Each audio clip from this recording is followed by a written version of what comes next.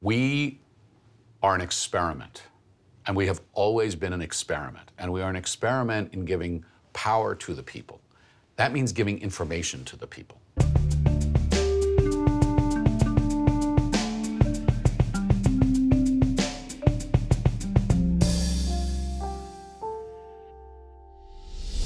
Sean Spicer, our press secretary, gave alternative facts. And you push back on them, and you tell them they're not welcome. Truth is truth. I don't mean to go like... No, it isn't truth. Truth isn't truth. Remember when you were a kid? You'd go to school and have lunch at the cafeteria, then sort out what you liked and what you didn't. Brussels sprouts, don't think so. Pizza, yes, please. Or the other way around if you were a weird little kid. Sure, it filled your stomach, but it wasn't exactly a balanced meal now, was it? That's what's happening in American politics, oh yes. Cafeteria voters are getting their information from personalized news feeds, which strips out opinions and stories they don't agree with and scoops up what they enjoy. Meanwhile, America is getting indigestion. I'll break it all down, not that way, and then sit down with a man once in the eye of Washington's media storm. Former CNN Washington bureau chief Frank Sesno is here. He's no longer fake news. He's an Emmy-winning journalist who is now the director of George Washington School of Media and Public Affairs. And of course, I've got your puppet regime. Americans love a winner and will not tolerate a loser. And I would always have been a winner. But first, a word from the folks who help us keep the lights on.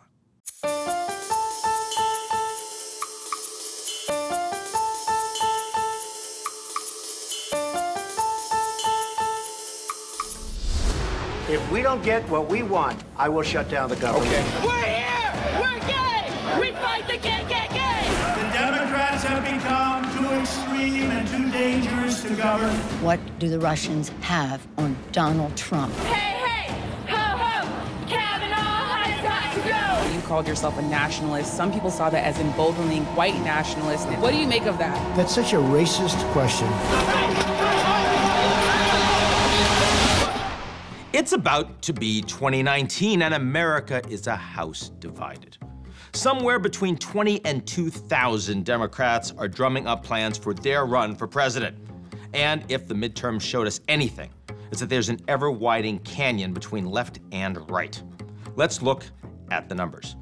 When it comes to political views, a recent study found that 94% of Democrats now stand to the left of the median Republican in office, and 92% of Republicans stand to the right of the median Democrat.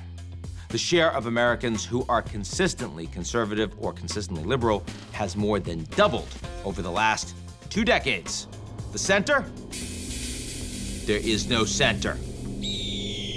Today, half of Republicans recently polled say they hate Democrats, and nearly that many Democrats say they hate Republicans. That should worry you, particularly if you're a Democrat or Republican. I'm good. But before we accuse politicians of dividing us, let's look at ourselves. Yes, part of the problem is that red and blue Americans watch their separate cable TV channels, which give us completely different views of the world. More and more, we congregate inside our own bubbles where we confirm our biases and connect with others who share them. Now add a few algorithms that record our searches, interpret our likes, and keep us in the company of like-minded friends, and voila, we end up following those we agree with, and we ignore those we don't. Think about that for a moment. If you support Trump, what are the chances you'll even hear out Pelosi? And vice versa. When was the last time you read something on Facebook or Twitter that changed your mind? You're probably lying. Truth is, we're segregated. But a recent bit of data suggests we're becoming beyond reproach, entrenched in our politics even when new ideas are available. Researchers from Duke, Brigham Young, and NYU found that Republicans actually grew more conservative when their Twitter feed was populated by liberal politics. The echo chamber had been shattered, at least for a moment, but that didn't matter. The tribe mentality had already taken hold. Democrats responded in kind and grew more liberal amid conservative tweets, though not quite as much. So what's all that mean for the news organizations filling your feed? Many have taken themselves out of the driver's seat. Networks like MSNBC and Fox are appealing to their base. No, that phrase isn't just for politicians anymore. If you want a following, give the people what they want. Attack Trump, defend him, doesn't really matter, so long as you pick a side. It's all part of the new business model. And reality TV sells. Does anyone really think CNN's Jim Acosta was just asking the president an innocent question during this little exchange? If I may ask one other question, Mr. President, if I may, That's I was enough. going to ask one of the other folks. That's enough. Pardon me, ma'am.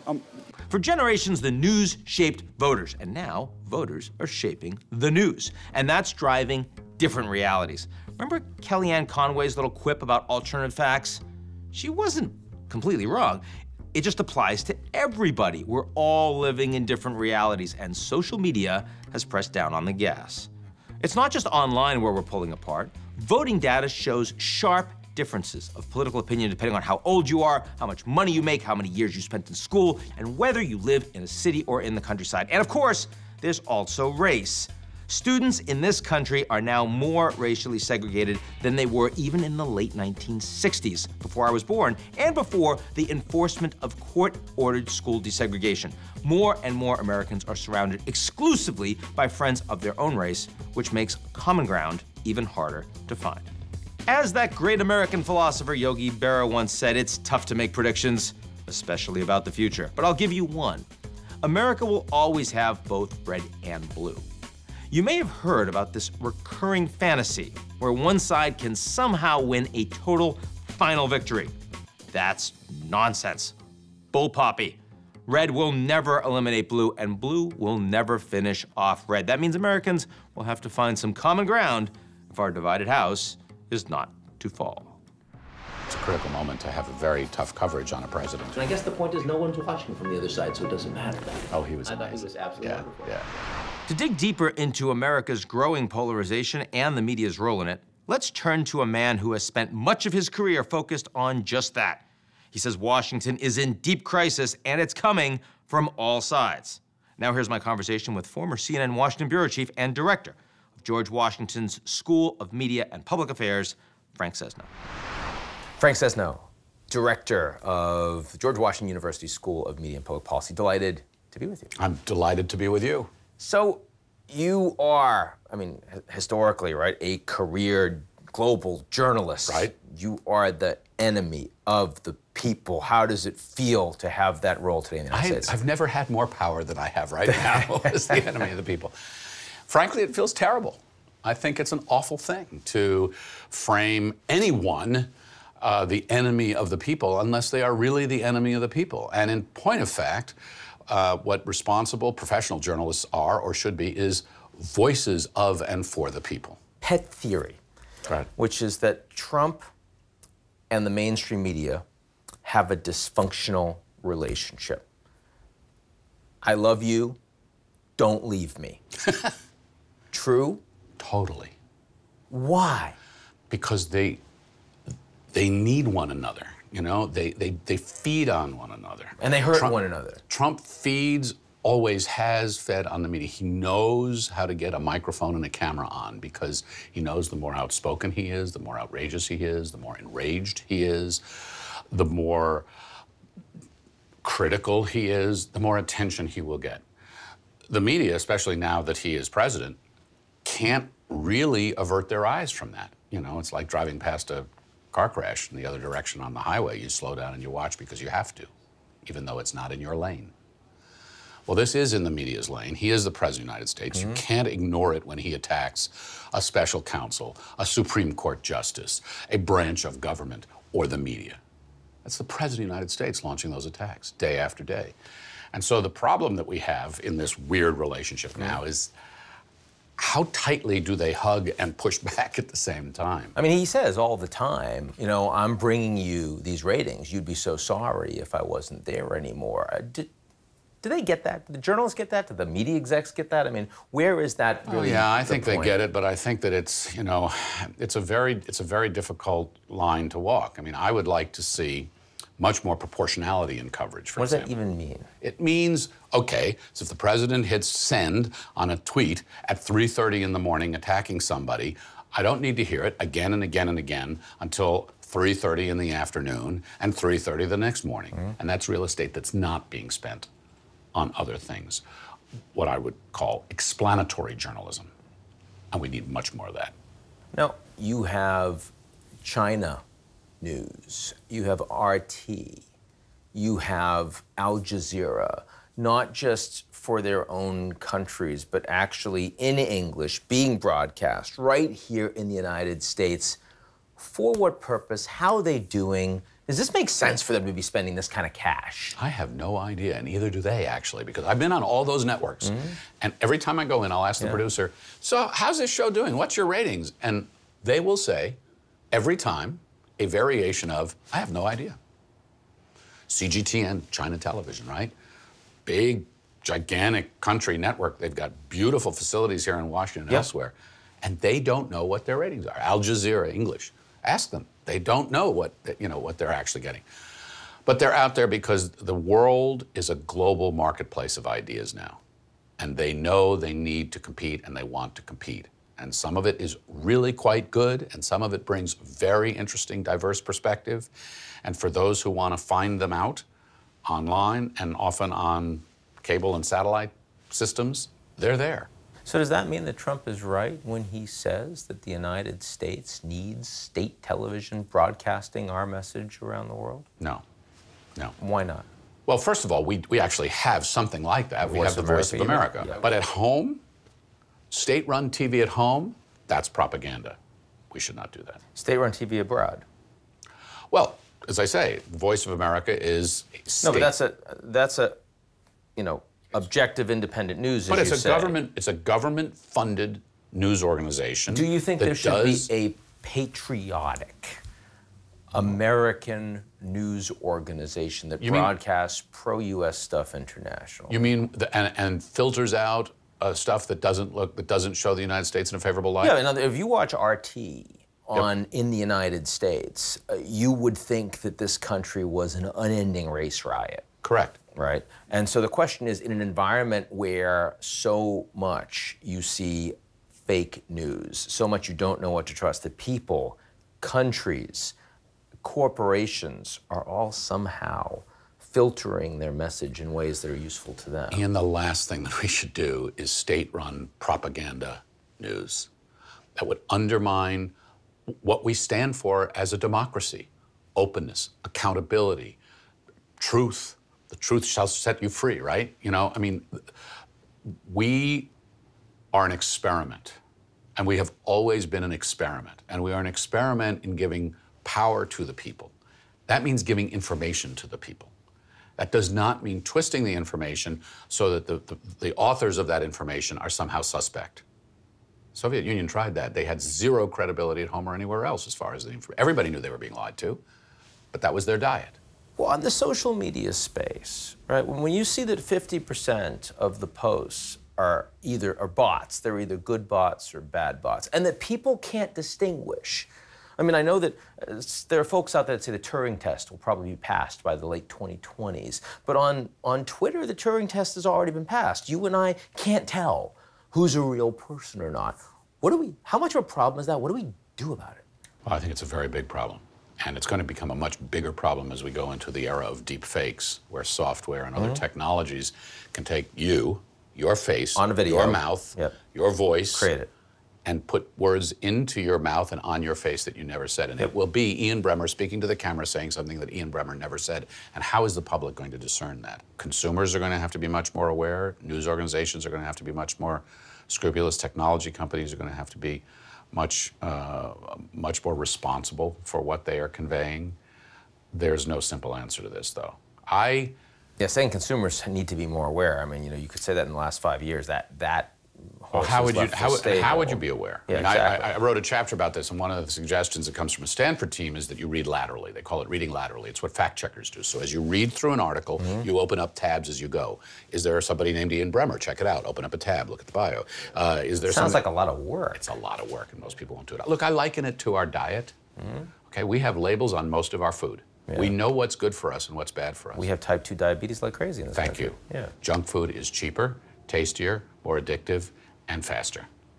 And it's good. You know, I like pretzels. So and that's not the worst of it. These companies are the equivalent, you are saying, of what the food companies have been. What I'm saying is that, and I want to not talk about the companies for a minute. I want to talk about the consumer for a minute. You're a consumer. You have within your power to be informed about and make decisions about the food you eat. You know what's healthy, what's good for you, and what's not. And you make a decision on a daily basis as to what you will consume. And some people eat junk food every day. Some people eat organic, vegan broccoli every day. Is it reasonable to expect that people are going to be label readers constantly? And so how do we educate people and how do we help them with that? Because but let me push back for a second, especially as someone who has been arguing that what we don't do is bring the journalists into the rest of the country. Because yeah, you and I sitting here in DC or me in New York City, we have choices over what we're going to consume over our diet because everything is right there. But for much of the country, of course, those healthy options are not right there. Yeah, they are. Of course they are. It's right online. Oh, no, for media, you mean? No, I'm saying in terms of food. Oh, right? Yeah, you can live in a food desert. You live in a food desert. Well, don't you think increasingly, given the way that algorithms are actually created, that there are lots of people in this country that basically live in a media desert? That essentially they're told, here, you like this, here, follow this. Yeah, perhaps, Ian, but I think it's different. This is where the analogy breaks down with the food. Because if you're in a food desert, you have some distance from you to healthy food. Correct. Anybody who's online has no distance between them and healthy information. It's there. They just, in principle. But they need to want it, they need to recognize it, and they need to have the interest and have the time to go get it. Because the days of going home at 6:30 and watching Walter Cronkite are long, long past. The time when somebody brings you your meal. That's right. Is long past. Network, pick one of the three, it's the same thing. The whole country's having one conversation. Gone, right? Gone. But if everyone in your family and your community and your friends are watching a constellation of stuff and everything that you click onto is feeding you only to more of that stuff, you could argue that there needs to be a nudge or 3 or 5 from the government or the companies or someone. But here's where the challenge becomes so huge, right? Once upon a time, you got a newspaper. It was delivered to your door at 6 o'clock in the morning. It sat on your coffee table, and there was a story from Europe and another story about the economy and another story about weather, and right in one place. And it didn't move. It just sort of sat there. And when you came home, it was still there. And if your kid walked by it, it was still there. We don't share the same information ecosystem with our children anymore. They don't walk by and see what we see. It's what you see in the morning is not only is it not there in the afternoon, it's not there 3 minutes later. So that's the challenge, Ian, and it's a very, very big challenge, and there is no formulaic response to this. So Frank, how do we make the media great again? Well, we acknowledge the media that are great. Prizes work, marketing works, people will recognize brands. If news organizations were airlines, many of them would be flying empty airplanes right now, right? And what would they do? Killing dogs. Yeah. Yeah, for example. For example. Yeah. And what would they do? They'd hire McKinsey. They'd go into big retreats. They'd think about how they get their credibility back, how they get their customers back, how they market themselves differently. This is why I say there needs to be some humility in the news business, because much of the news business is still marketing itself like, this is the First Amendment, we're doing our job, we know what we're doing, we're just going to keep going forward. And that's fine, but maybe there need to be different ways to engage the public, to speak to the public, to explain what it is that journalism is and does, and how each news organization goes about its job to inspire trust and to create that connection where the news consumer says, yes, I understand how this organization operates, and you know what? I need them. I need them. We've been talking a lot about the organizations themselves and the context in which they operate. We haven't talked so much about the individuals creating the content. It's, of course, interesting how the democratization of content creation, right? Unraveling the guild. So anyone can create content. Anyone can be a journalist. Anyone can write a blog, but also the price pressure. The fact that so many of these people are not trained, not making any money, right? I mean, what's that doing to the ability of good content to actually get produced? Well, several observations on that. First of all, I don't, and I think this is important, I don't actually think that anyone can be a journalist. Meaning? Meaning you can chronicle an event or a moment, but being a journalist, which implies knowing how to work multiple sources, knowing how to go through credible information versus information that is suspect, having some perspective, putting a story into context, that takes, in many cases, a lifetime of work to do well. What do you tell your students in this environment? What can they do in that hybrid environment where you don't know who's a real journalist, where you don't know who's a trusted reporter, something that you think is credible that they can really do to minimize the noise and get themselves in the conversation? It's like anything else, Ian, and it's hard to do when you're on the fly, and it's hard to do with information, but you simply need to know the source. Do you buy a car before you read whether that car is reliable? Do you buy a mattress before you read reviews of a mattress? Well, like Consumer Reports, but that's an easy place to go. Okay. What does one do in this environment? You need to know, what is the reputation? What do others say about this person? I mean, it's not hard to read the criticism of Glenn Greenwald. It's out there. You can see what the pushback is, just as you can see what the pushback is for anybody who's writing for the New York Times or the Washington Post, Wall Street Journal, or any place else. People are going to have to do their homework. We are going to continue to lean on news organizations, I certainly will, to be doing a much better job, to be making themselves more transparent, to be explaining how they got their stories, to be talking about where their sources come from, so there's a better understanding and appreciation among news consumers about that whole process and that output. But people are going to have to assume much more responsibility. You are your own executive editor now. You are your own executive producer now. You share in this responsibility. That may make it more difficult. I'm sorry, that's the world you're in now. So you have to choose. Just as you have to choose on many, many, many other levels in life as to what you're going to consume and what the quality is of the information you're going to consume. Frank Sesno, thank you very much. My name is Gil Klausman. I was a hidden child in France during the war.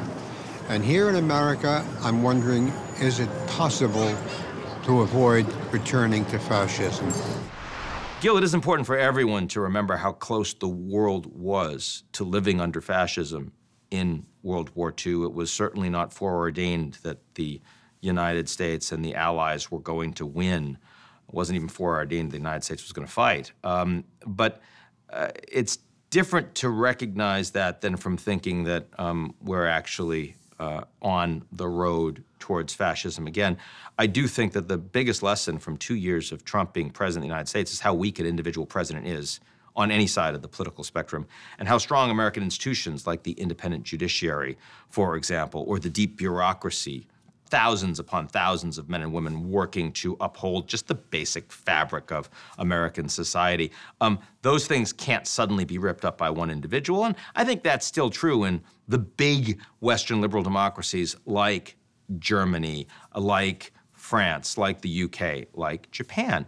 On the other hand, the fact that we are so divided today and the fact that a country like China will soon be the world's largest economy but is not politically reforming, is clearly only strengthening top-down authoritarianism, means that it is quite possible that in a very short period of time, authoritarianism, even fascism, will be seen as a more attractive and feasible model for larger percentages of the world's population. And that's something we should all be worried about.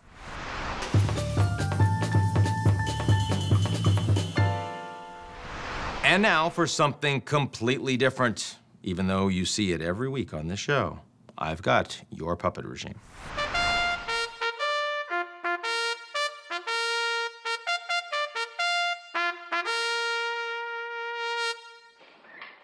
Be seated. Americans love a winner and will not tolerate a loser. And I would always have been a winner in any war. Take, for example, Vietnam, okay? Was I there? No. But frankly, I didn't need to be. No bastard ever won a war by dying in it anyway, okay? But like, what a disaster. The Christmas bombing of Hanoi, hello? I would have done it by Thanksgiving, to be honest with you, okay? Even Halloween, but then the liberals would say, no, no, no, it's Dia del Muerte or whatever. You know, you can't do that, so, but you know, you get it. Yeah! Oh, he gets it over here. And World War II, another total Democrat disaster, okay? I mean, D-Day, since it was named after me, let me just say, how can so many people die on a beach? I mean, it's like, it's a beach. What do you know about war, you draft dodger? Listen, I have experience in the trenches, okay? Right there on the front lines. I have faced off directly with the most dangerous enemies of our people. That you may have. I'm not concerned about anything with the Russian indictments investigation because it's a hoax. That's enough. Put down the mic. Mr. President, are you worried about indictments coming down in this investigation? The very thought of losing that battle is hateful to Americans and to the... That's our show this week. We'll be back next week. Don't miss it. In the meantime, if you like what you've seen, check us out on GZEROmedia.com.